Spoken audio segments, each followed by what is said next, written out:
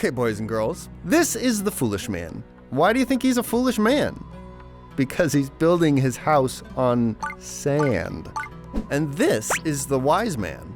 Why do you think he's got a camel? Because he probably likes pets and camels, I guess. Anyway, the wise man says to the foolish man, "Do not put your house here. The sand will shift over time. Why don't you build your house close to mine, over there on the rock? A firm foundation." But the foolish man says, "Oh, I know the property you want me to build on. That land is too costly, and it's really hard to dig deep into that bedrock. Look, I know what I'm doing. I used to build sandcastles on the beach all the time." Didn't the sea wash away your artwork? I don't see how that's related. You've got to be kidding. The two men finish their homes, and there still isn't a cloud in the sky. They're both fine for a while. But then, heavy rainfall creates a flash flood that rushes through the valley. Fortunately, the wise man is safe. The foolish man, though.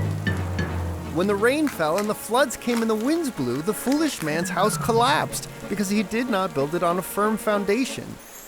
Jesus says in Matthew 7:24 and 26, "Everyone then who hears these words of mine and does them will be like a wise man who built his house on the rock.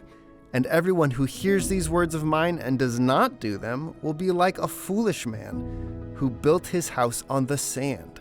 Jesus used stories like this one about the wise man and the foolish man to show us something important. In this story, those who hear Jesus' words and don't do anything about them are like the foolish man in the story. The foolish man knew the rock was there and that he could build his house on it, but he chose not to. That's like when you hear and know about Jesus, but choose to go your own way instead of God's way. Maybe you hear about Jesus a lot at home, church, or an after-school club, but hearing about Jesus and knowing about him in your head aren't the same as starting to build a firm foundation. The wise man in the story didn't just know about the rock, he did something about it. He chose to believe it was the best foundation to build his house on. In a bigger and better way, you can build your life on the strongest foundation possible when you believe in Jesus as your Savior. Remember, rain falls on firm and poor foundations. In a similar way, hard times come to everyone, even people with firm foundations. A firm foundation won't stop the rain from coming, but it will help you stand strong when it comes. Will you start building your firm foundation on Jesus today?